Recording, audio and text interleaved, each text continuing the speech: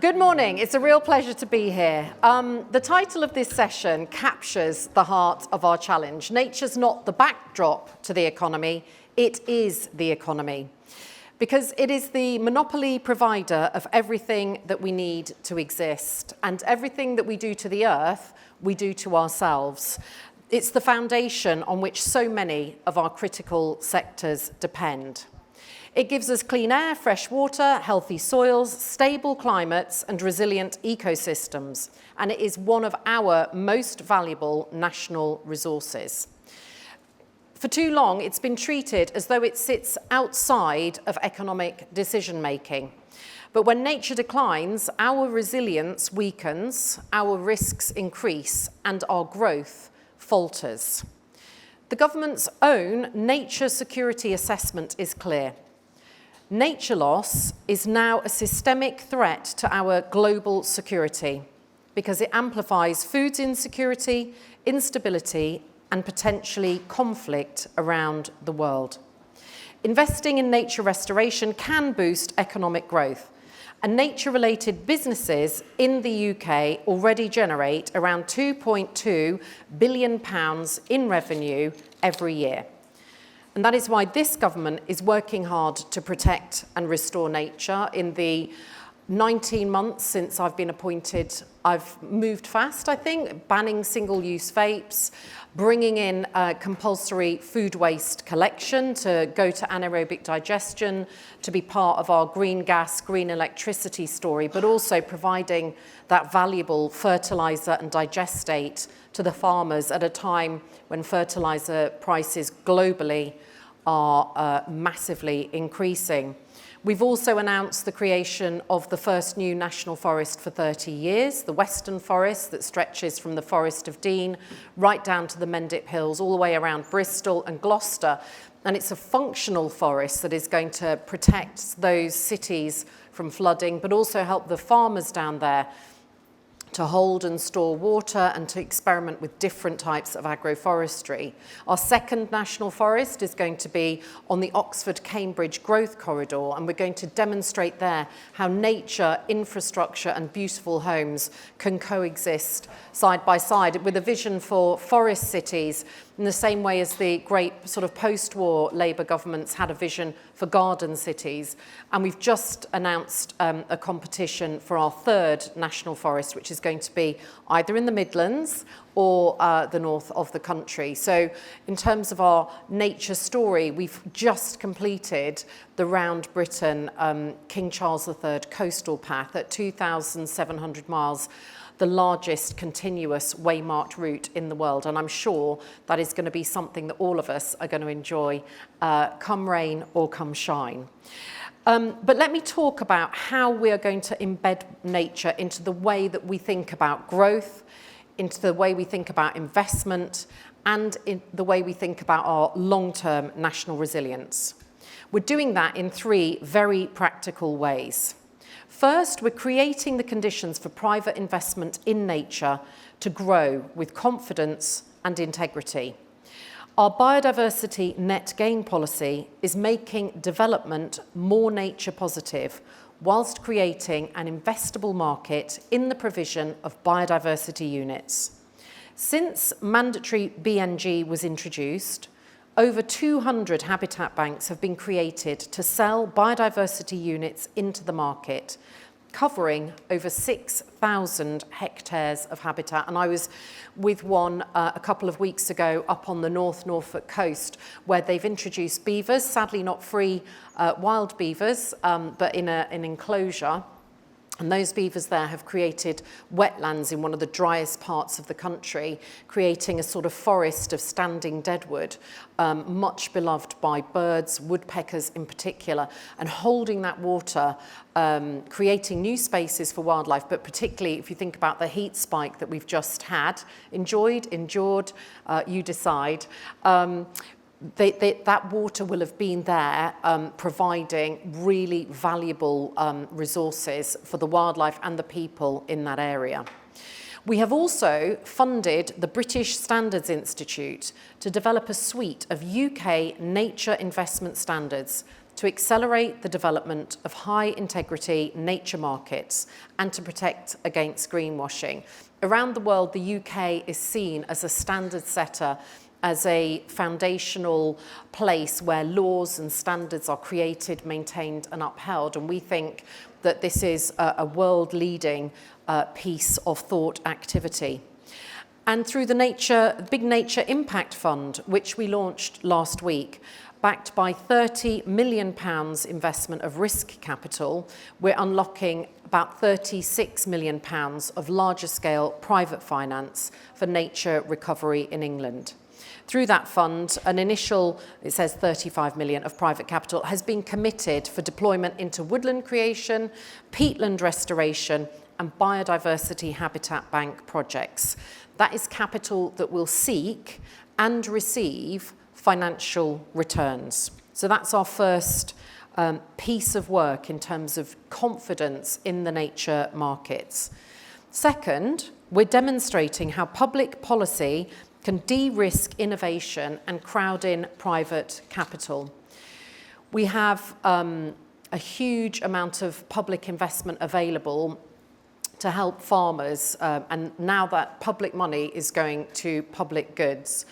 Our landscape recovery scheme is showing how blended finance can work at project level, using public funds to de-risk private capital.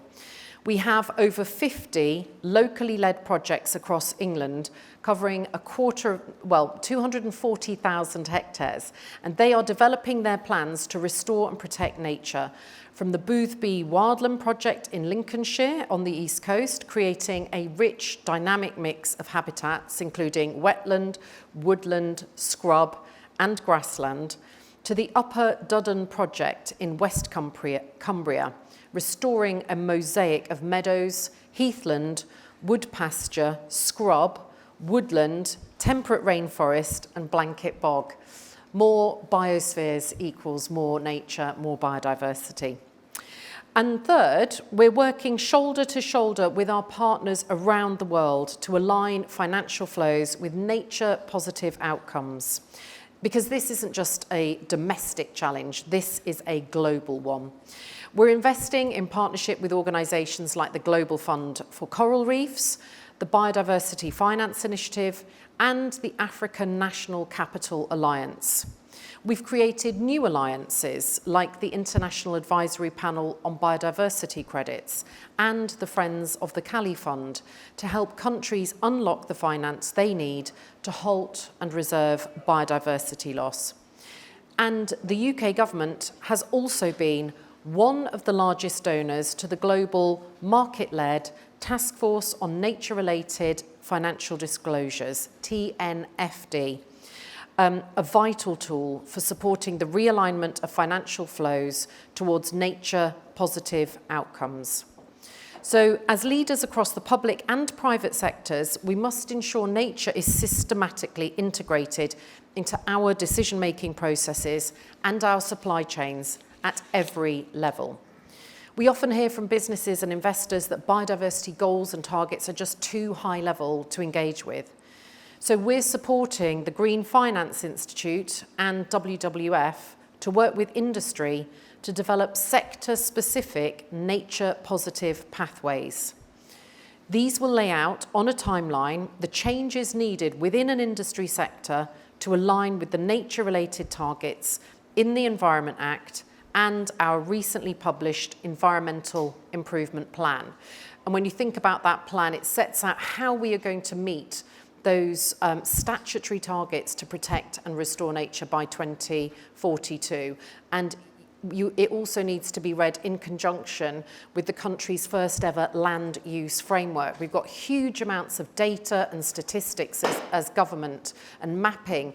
And what we're trying to do is basically give farmers, land managers, local authorities, combined authorities, the tools that they need to be able to make good decisions about land use in their areas. We've also worked with the Green Finance Institute and other partners, the Aldersgate Group, ICEP, and our Council for Sustainable Business to launch new products to help leaders make nature a strategic priority.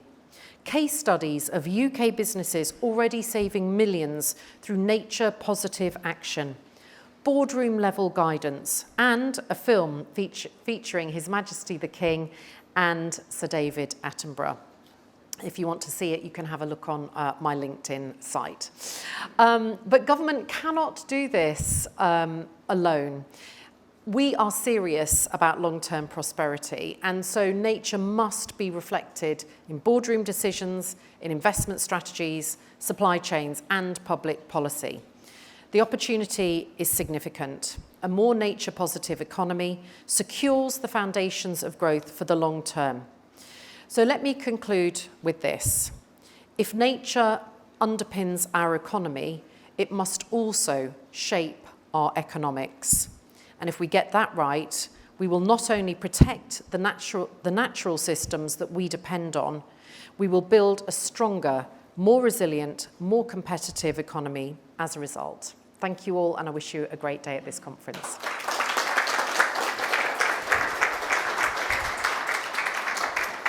Thank you all for being in the room with us. My name is Adrian Monk. I am a professor at Mohammed bin Zayed University of Artificial Intelligence, formerly on the board of the World Economic Forum, but I write about some of the issues we're going to be talking about at a newsletter called 7 Things, which, if anyone should be interested, is 7thin.gs online. Find it, subscribe. It is free, so you get what you pay for. We're here with a fantastic panel of folks to talk about nature as a resource. Nature is not a resource, it's the economy. And without further ado, I'm going to give them a very brief introduction. Probably here in the audience, you know many of them anyway. We have with us Pavan Sukhdev, who is a banker turned nature's accountant. He is the person who led the UN study that priced what soil, water, and the earth are worth. And he uses data now as a kind of tool to fight the battles that need to be fought with policymakers, businesses, and governments. We have Nick Huff Robinson, who is with Nature Alpha. He's had an interesting journey. He comes via Shell, of all places. He describes himself as a recovering oil executive. He now uses AI to tell investors where to put their money to make a positive difference. We have Priscilla Negreros from the Climate Policy Initiative, who tracks some of the climate finance commitments and tells folks where they actually show up and how the promises are kept. And we have Dr. Nina Seeger, also based in Cambridge, who is the person that central banks turn to when they want to understand whether or not the system can take the strain. So we have very many dimensions of this conversation to explore, and a great cast of people to explore them with. We have someone who can price it, someone who can use AI to tell us about it, someone who can track it, and someone who can tell us whether or not the system can take the strain. So without further ado, I am going to turn over to Pavan to get us going. And Pavan, we're at a moment in time where, the world's biggest manufacturer is electrifying faster than any economy in history. The guardian of the rules-based economy has dumped its climate commitments and is using tariffs, arms sales, and AI to reboot its economy. This country seems very interested in debating whether bulldozers or bats should be the kind of focus of our ecological environment debate. How do you get this conversation back? How do you rescue nature and its importance to the economy from the kind of narrative that seems to be bearing down on it from all sides? Yeah, that's a great point, Adrian, because it is a narrative that is demeaning nature's centrality to our lives and our society and our economies. The part that I've been most involved with trying to address through the original project known as TEEB, the Economics of Ecosystems and Biodiversity, Has anyone heard of that? And hands up. Oh, wow, 1, 2, 3, 4, not bad. Above average. But essentially it was about demonstrating that policymakers, businesses, and local administrators, and indeed people, need to think a little bit more about the value that nature is delivering to their lives and our economy.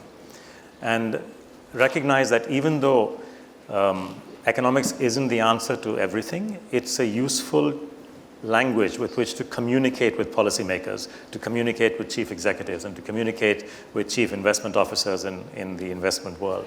So the 2 or 3 challenges that I want to put up there. 1, the economic invisibility of nature is a problem. If you want to really engage Mary Cray and others in the British cabinet, you need to start using a different language than just the language of the heart.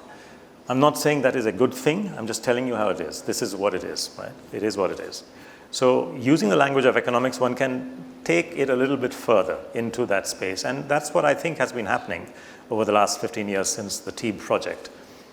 We are seeing policymakers have natural capital accounting programs popping up here and there, even in the United States. I don't know what's happening to it now, but they began it quite well. Australia, where I just came from, very, very good progress. You have recognition of something which is referred to as ecological infrastructure or nature infrastructure, the fact that wetlands and mangroves can actually help you defend local environments, city environments from the ravages of storms and cyclones, which increase in intensity as the climate changes. You have investors like NBIM, and I'll talk more about that when we get a moment, but the world's largest sovereign wealth fund is actually using impact data. In other words, recognizing that the impacts of companies today represents risks tomorrow and portfolio losses day after tomorrow, and therefore monitoring them and reducing them in their portfolio because they are what is known as a universal owner. They own a 1.5%, 2% slug of pretty much every major listed company.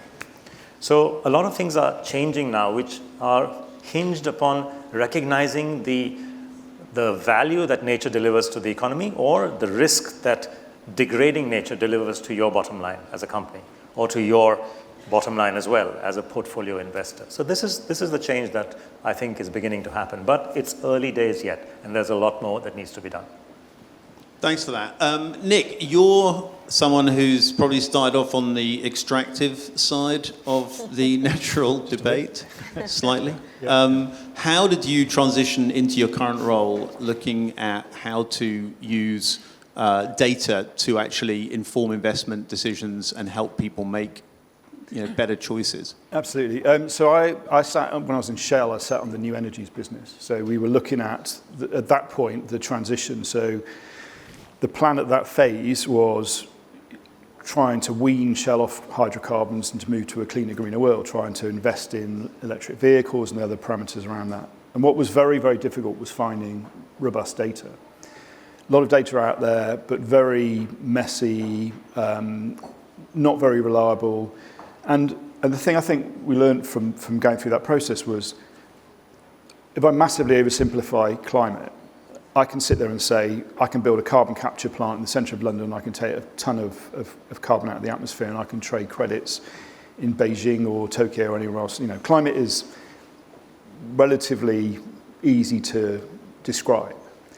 Nature is a totally different beast in terms of its manifestation. And the challenge around it is a mine in Patagonia and a mine in Canada and a mine in Australia are fundamentally different things about the way in which they interact with the natural world because of the surrounding ecosystem, because of everything else that exists within those different assets. So I think that people tackled climate first because it was a thing that was easy to go after, because you could align on a mechanism to measure climate, which is that ton of carbon. But what's the measure for nature? How do you measure the natural world? And we still go through this debate. I'm sure Pavan goes through it as well. We sit with organisations and we sit with senior executives and companies, and they go, "What am I measuring? What's the thing that I'm actually measuring? How do I know that I'm doing better or I'm doing worse than I was before?" And we haven't got an answer for it yet. But I think the thing that, to me, really kind of how I'd say this manifests is, if you look at the investments that's going into data centres right now around the world, so McKinsey just forecast that in 5 years, the big hyperscalers, big AI companies will spend $7 trillion in new data centers in 5 years. And I could just say gabazillion, because the numbers are so big that it's just ridiculous how much money is being spent on these things. Proportionately, if I summarize all the calculations for different investments, the investment in restoring natural world is calculated about $35 billion over that same time horizon. So it's a proportion of 200 to 1. That's how seriously we take nature. And I think the problem, and Pavan sort of talked about it, but the problem we have at the moment is when you talk about nature, people think that you knit jumpers out of dog hair and you're interested in hugging pandas.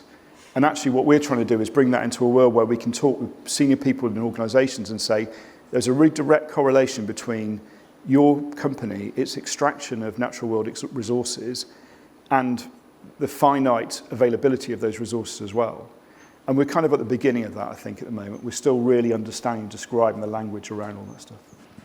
I mean, you're building a business out of encouraging investors to make decisions to push money in this direction.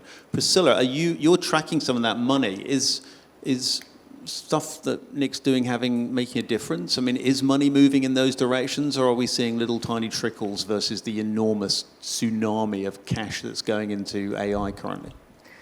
So first, I'm very, very happy to be here. And the fact that we are here today talking about the relation between nature, economy, already shows a shift between nature, conservation, hugging pandas, right? Like towards, no, we're actually talking about economy and moving not only about risks, but also opportunity. So CPI, Climate Policy Initiative, for those that don't know, so we do actually track climate finance for many years through our global landscape of climate finance, but we also, throughout our different programs, give support to private investors, public investors, to develop financial instruments through our Global Innovation Lab. So on the tracking, and answer your question, Adrian, definitely we are seeing like a move on nature-related projects that received climate investments as we tracked.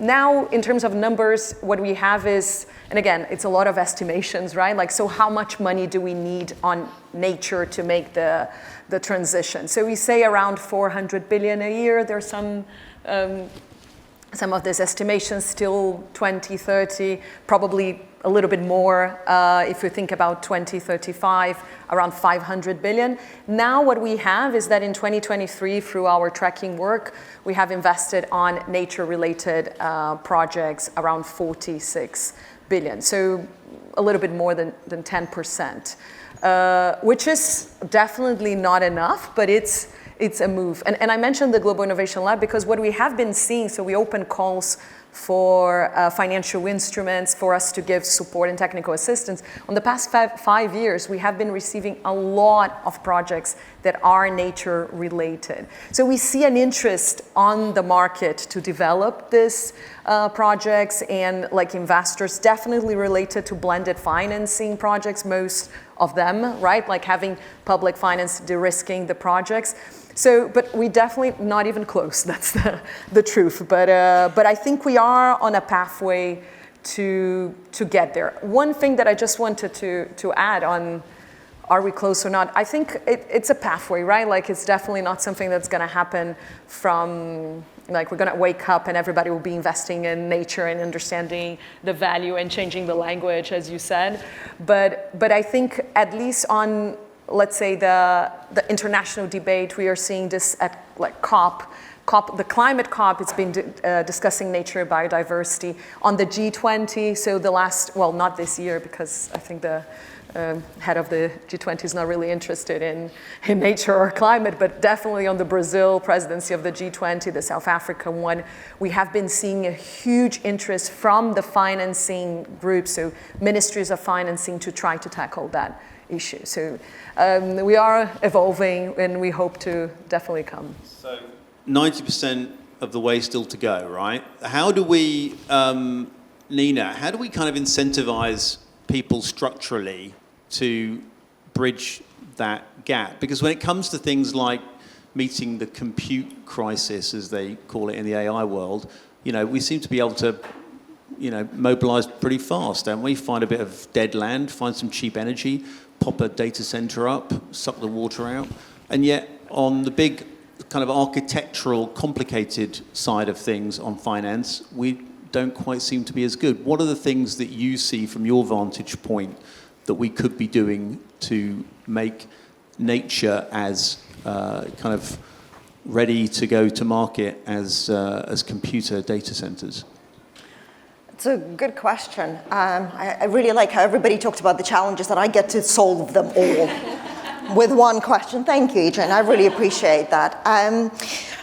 So I think one of the challenges is actually how we talk about it, right? I mean, I'm just going to unpick what you said for a little bit, right? You talked about 7 trillion investment into data centers versus 35 billion investment into nature. That still separates investment into data centers versus nature investment. How much of that 7 trillion is going to be stranded because they're going to build those things in water scarce areas? I mean, we did a piece of work with HSBC on their portfolio of heavy industry clients where in Southeast Asia, where we ran a very realistic scenario of water stress, and we saw the majority of that portfolio doinking down into non-investment grade, right? So I think when we talk about nature investment, we need to think more about what does the mainstream do? How do we assess water withdrawals?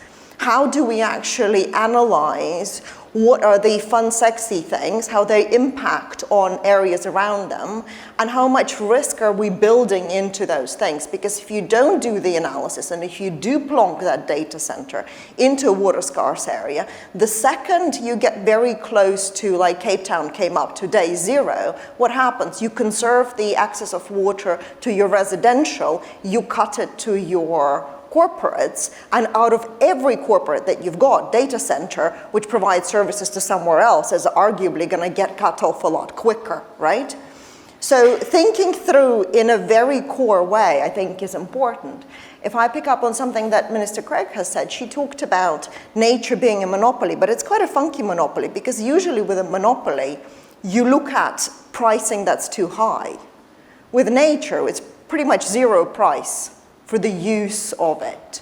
So thinking through a variety of ways in which we can deeply integrate it into the economic formulas is important, and using today as a way of,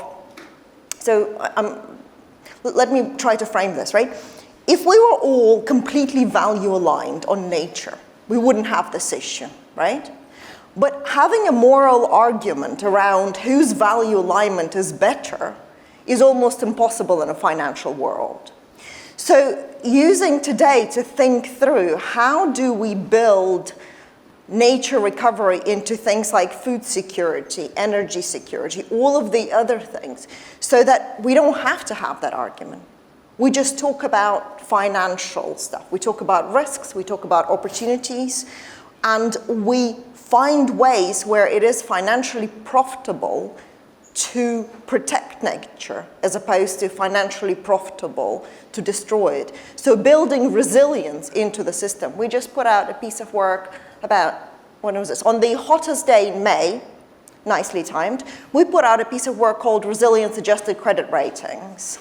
So thinking through how do you change the internal bank credit rating system to start taking into account some of these things. So I think working a lot more on the inherent financial models that all of our economy is based upon, and using that to price it properly will help us all in the long term. I mean, it's fascinating, isn't it? Looking at the kind of real world hitting the world of nature in this compute kind of crisis, right? Because this is probably the biggest capital deployment we're going to see in the next decade. Yeah. And nature's completely absent from it because, frankly, the cheapest place you can build it, where people complain the least, it doesn't matter about water scarcity. What matters, surely, is that people don't moan hard enough in order to stop you building. Now, you talked very cogently about what we need to do to kind of build that back in. But we're in the process now of doing this kind of building. I'd love to hear from all of you about how we don't let the construction process and the capital deployment process run away and then sit here, those of us who are left in 10 years' time, going, well, gosh, wouldn't it have been nice if we could have baked in some of those kind of things to this incredible, rebuilding of the world's economy. So, Pavan, maybe to come to you, how do we, the horse seems to have bolted down the road and we're left kind of examining the hinges on the door. How do we stop being in that position? I think we have to follow the leaders. What I'm talking about here is the world's largest sovereign wealth fund. And I can now, by the way, for good order's sake, they're a client of ours, have been for the last 5 years, and I can now speak about it because they have published everything that I'm showing out here. So it is public information from their own report last year. Now, here's what they do. They recognize that the water withdrawal, and they made us work really hard to calculate that, literally a global map of the entire tech sector's power usage and water usage, and especially the water usage from data centers, because that's the bit that people are not realizing. I think you used a nice phrase just a moment ago, Adrian, saying that, go find some cheap energy, suck the water out. That, to me, is the statement of externalities. Cheap energy excludes the greenhouse gas externalities, and cheap water excludes the cause of water scarcity is exactly that, the apparent sort of abundance of water in water scarce areas. So these guys, who are the world's largest investor, have actually done the calculations to see where is the footprint of water usage from data centers and where is the water scarcity and where is the overlap. And it's part of their strategy to move out of places like that. Why? Because they don't wish to encourage, through their investment, the explosion of externalities, because they are a universal owner. In other words, they have 1-2% of pretty much every major listed company. They have 8,500 companies in their portfolio. And they are literally using a smart management strategy based on the sort of data that we are providing, looking at the externalities per company within each sector, because the sector has to remain more or less as per their guideline. The sector of energy, the sector of technology, they will have their certain ratios which they work towards. But within the sector, they are at freedom to move from one company to another. And that's what they're doing. So they're managing their portfolio in the way that all of us, you, me, all of us, should be managing our portfolios. Imagine the power of that example. If only we could follow their lead. And by the way, they publish everything. All this that I'm saying to you is literally in their report. Result, and they've done a 10-year back test on this, the result is that as a result of all these portfolio switches where they've been moving in and out, had they not done them, then they would have not achieved a drop of 9% in climate or greenhouse gas intensity. They wouldn't have achieved a drop in 3% of other impact intensities, and they wouldn't have increased their portfolio return by 0.64% over that decade. So when people tell me that, there's a trade-off between environmental sustainability and performance and portfolio performance, I say, I'm not sure what you're talking about, because I know a very big portfolio or a very long period, 8,500 equities, where the conclusion is exactly the opposite. Can you tell me your best example, please? And they can't. So there's a lot of bullshit that flies around the air, which I can smell. My nose is still okay. But I think we should just call it out and then say, okay, what are these guys doing? Let's log into their website, see what they've done, and follow the lead. I mean, Nick, you've sat in rooms with executives making these kinds of decisions. How do you get the very real points that Pavan's making into their mindsets? Because when they look at the balance sheets, they're just going down and they are looking at the cheapest this and the cheapest that.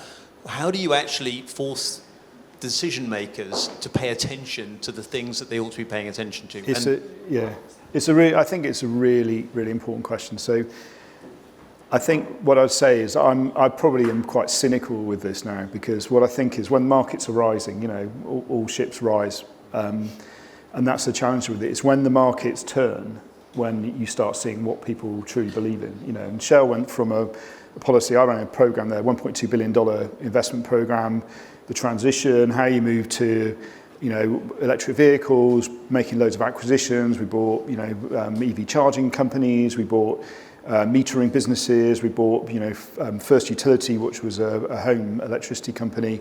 New chief executive comes in, every single thing is cut and sold.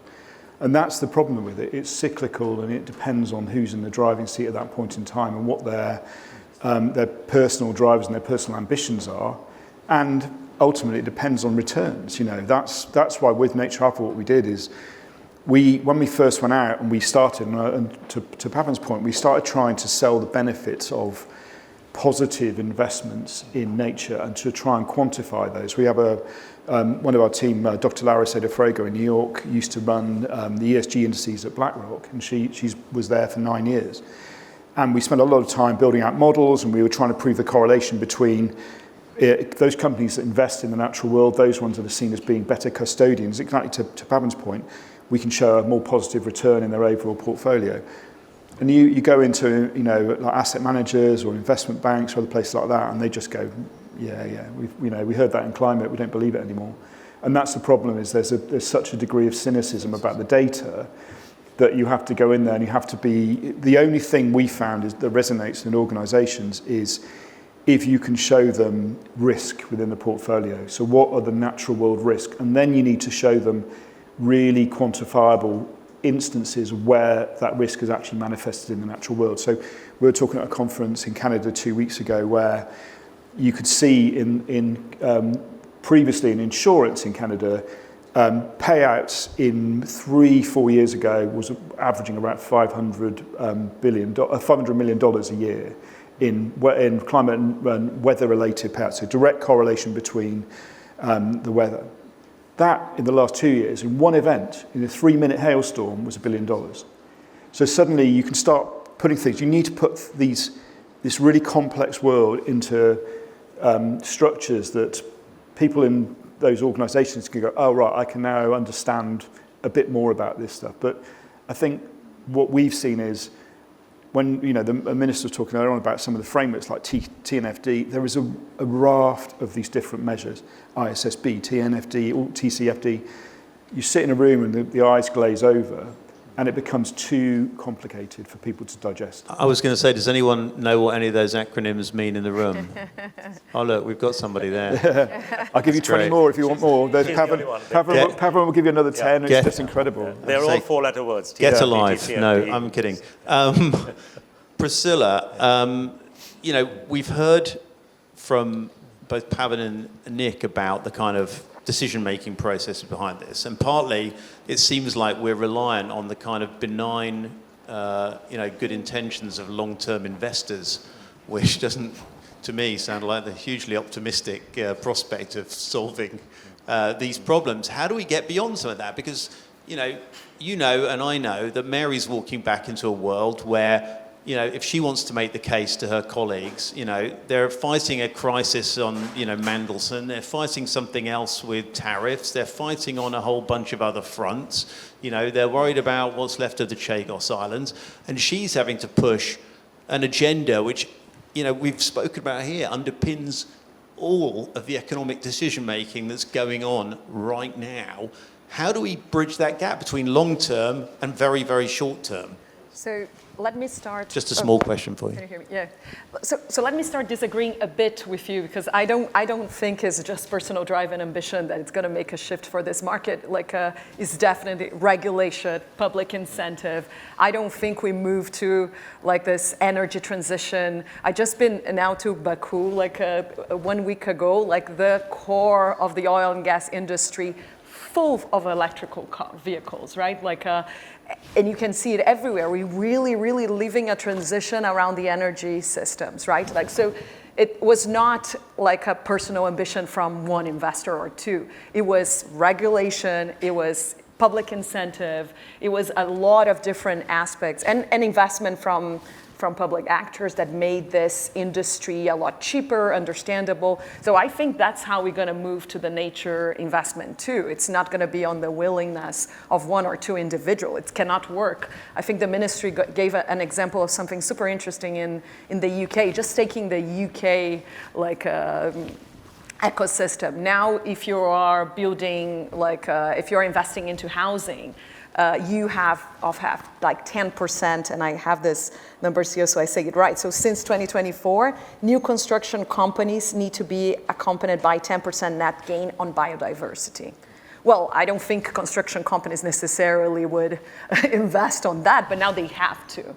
And I think as a consequence, let's say, most likely that investment in housing will increase like the values we hope. And I think there is a lot of academics trying to measure the impact in terms of how this will increase the value of land now and how these housings will be more profitable. But in any case, that has been coming from incentives. So very quick, and then you ask me like how. So I think what we have been seeing in our work through the lab and others, so like one quick example of one financial instrument that has come to the lab that we are supporting this year. So I want to say, and we work in emerging markets where I think the challenge is definitely even bigger.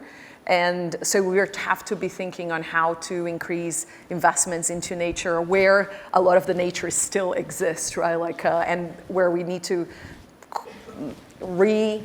bring it back, but actually invest into a lot of conservation. So we have one of our proponents and instruments called Mitsui Biodiversity and Climate Fund, and what they're trying to do is build a 50 billion blended fund.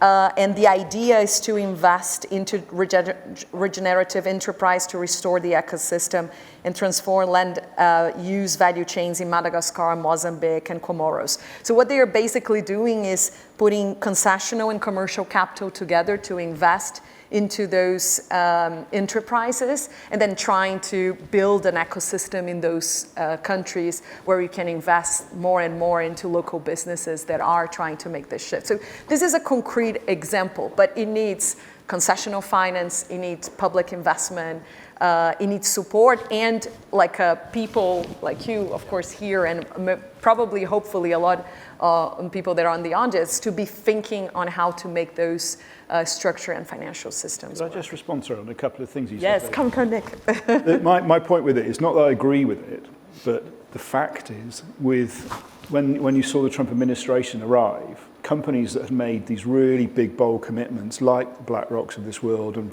very big organizations that can move massive amounts of capital, dropped those pledges on climate in a heartbeat.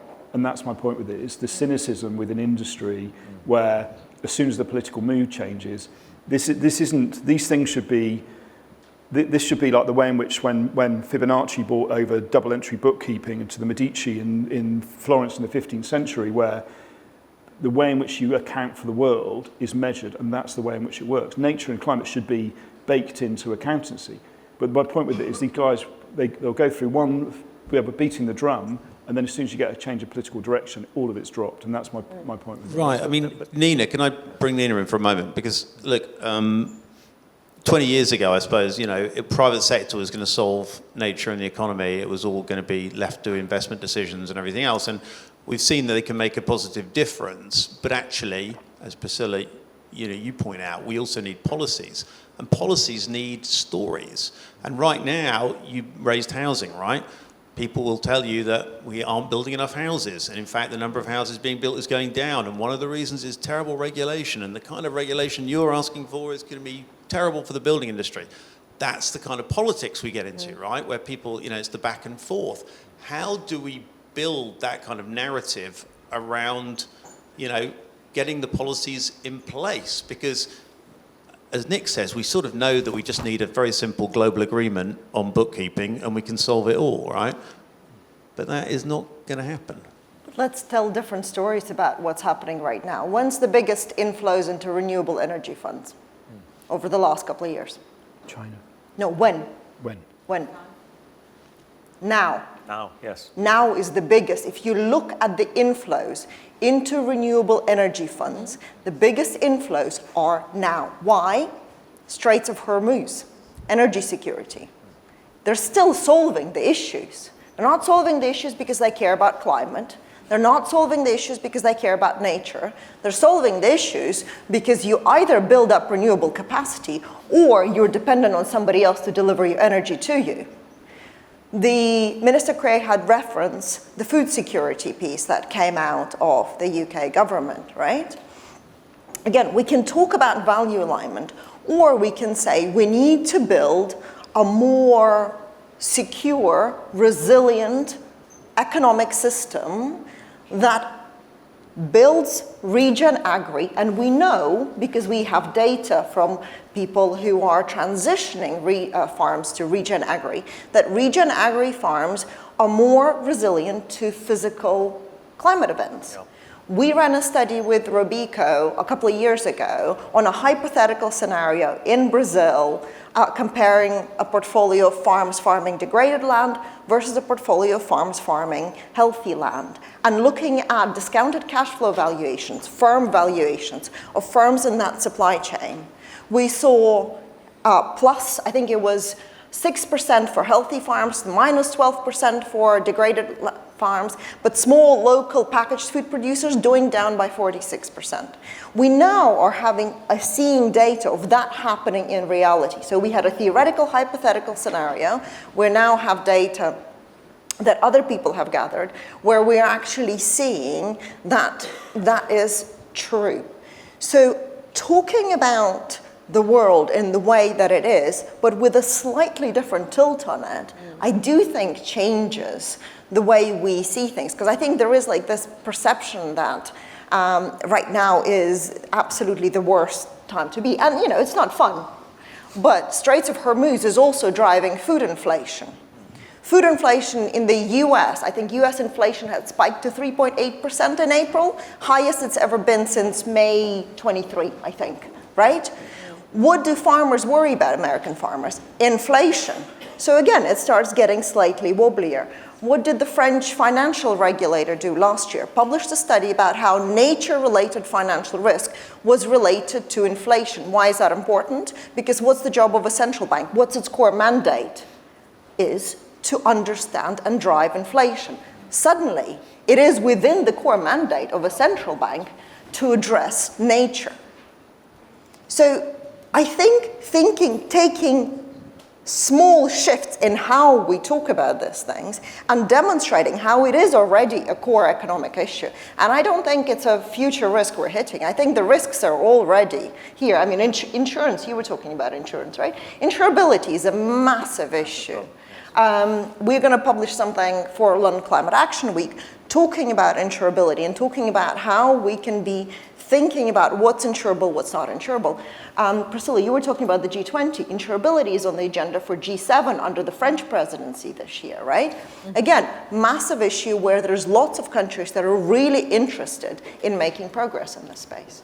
Our audience is kind of interested in some of the less gloomy kind of prognosis going forward. I mean, you gave us a little bit of hope there, albeit framed in the context of one of the minor global conflicts going on right now.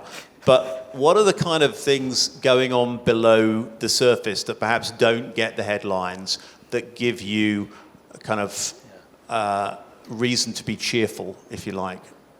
Pavan. I've got two more. So, sorry, slides again, because it'll take a couple of minutes of explaining. He didn't have these prepared, by the way. He just kind of summons them up. Slides 7 and 8. Right? One of the things that has emerged is that as a result of worsening climate and decreasing water availability and declining soil fertility and so on, companies are at risk. The entire food sector is at risk. The food and beverage sector is at risk. So there's a lot of companies which are at risk for various reasons, and two things are happening. One is the companies themselves are understanding this. A logistics firm knows that climate change, storms and cyclones are going to damage its ability to operate. A farming company or an F&B company knows that its input costs are going to go up, right? How much and when? And it's exactly that example of the kind that Nick, you were giving, right? The $1 billion cyclone cost. Well, that's what we describe as the 1% outlier. When you do that calculation of 1% outliers, you come up with some amazing information, which is that you can work out, the slide that I'm looking for just has red and yellow and green boxes, but it's all of the ecosystem services having that 1% event. What does it do to the profitability and the revenues? Yeah, it's number 14 there, that's the one, yes. This is BHP, the world's largest mining company. Here's how much, and I haven't yet shown this slide to them, but when I do, watch the fun. Here's how much their production is at risk. 13% of the entire $55 billion output is at risk because of that 1% outlier event. And of that, almost 85% of that 13% is actually their operations. This is not upstream, this is not downstream, this is the mining operations of BHP. When they know that, and they know that if you look at the red boxes, water, rainfall, flood control, water flow regulation, they need to watch out for certain things. Water is the key, and they also have massive impact. So their own awareness will increase, and at the same time, the Bank for International Settlements, BIS, has drawn some inspiration from the NGFS, another acronym, Network for Greening the Financial System, a bunch of central bankers well known to Nina, who have come out with guidelines which have been parroted and transformed by central banks all the way from Australia, where I was, to India, to Hong Kong, and so on.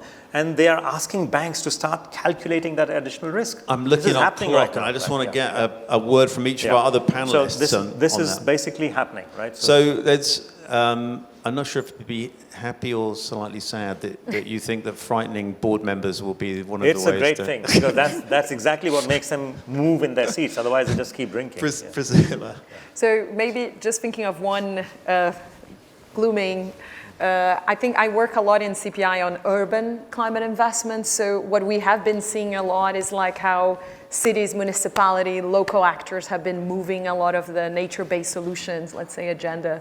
So I think there is a lot of hope there. Like a very quick example of Freetown in Sierra Leone, they have been leaders, so they created a community-led urban reforestation initiative based on biodiversity credits. And the idea is, how do you leverage the community, like people to actually plant trees in an area that was completely drawn to flooding, and they had taking out a lot of the trees there, so like they are reforesting that area with the community, and then have all a system on tokens and how people actually started gaining money with it. So it's like a small example, but it could be something that come up and be put it out in different municipalities and areas. So I think there is a lot of hopes on ideas that are popping up and investors are liking, and let's be positive. Cool. Nick, lifetime in the oil industry, very quick hope that stays with you? Yeah, sure. I think that, well, a very quick example, I think the Minister talked about it and touched on it, was this in the Chiltern region near the railways, where they're currently doing a really big kind of replanting, rewilding, all the rivers and everything else around that. The only reason they're doing it is because the railway line was continuously getting flooded, and every time the railway line got flooded, it cost £220,000, the railway company. So they agreed then to invest £7 million with government into rebuilding that whole infrastructure. So where you have tangible benefits and you have tangible impacts, and you can measure them and explain what needs to be done, then you get people to move. And I think the only thing that, to Pavan's point, is if you can expose the risk or the cost, then people move. But that really seems to be the only thing that gets people doing something. You know? Yeah. When you light the fire under their seats, that's when they move. I was going to say, if the climate keeps punching you in the face long enough. Nina, what from your standpoint is something that gives you hope as the conversation moves forward? To be honest, I'm motivated by pessimism rather than by optimism. I know I've been a ray of sunlight here, but I do still think that there is a lot of issues, and it's quite gloomy, and we are in for a super bumpy next couple of years in terms of kind of seeing outcomes. But I also think that there are investments that are happening. I think there is a way to actually price the risk and price the opportunity. We're slowly getting to that point. And once you start pricing the risks and the opportunity, all of these climate events that are starting to multiply are suddenly starting to hit the financials as opposed to just the livelihood. So in that sense, we are seeing a lot of extreme events. We're seeing the impact of those events. We're able to quantify what that means in terms of the loss of lives, as well as in terms of the economic variables. And that is starting to drive action in the economy, hopefully. Brilliant. A big thank you to all of you for joining us this morning. Huge thank you to Sharon and the team at Bellwethers, and also to my old pal and former co-conspirator at the World Economic Forum, Bernice Lee, who chairs the wonderful organisation that's brought us all here together. And on behalf of you, I'd like to thank our wonderful panel. Thanks very much.